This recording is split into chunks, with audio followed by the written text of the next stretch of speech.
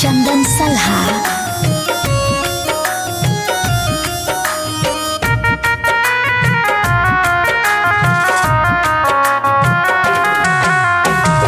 भैया के बोलौले भौजी आईनी पलंग चढ़ी बैठिल हो।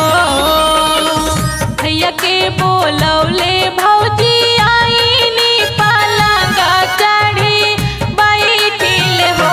ये भौजी तोहरा हुई है तीन गो बिटियावा घमंडा तोहरे टूटी हानि हो। ये भौजी तोहरा हुई है तीन रे बिटियावा घमंडा तोहरे टूटी हानि हो।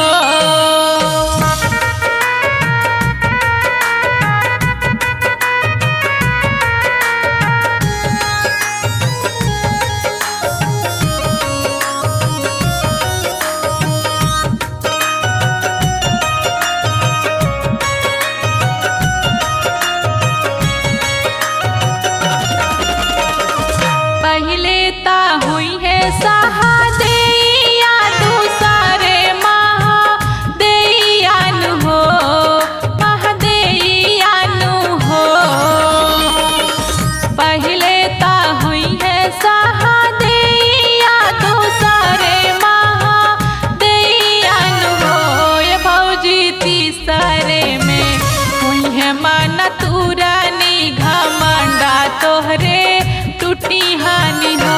ये भौजी तीसरे में हुई है मन तुरानी घमंडा तोहरे टूटी हानि हो।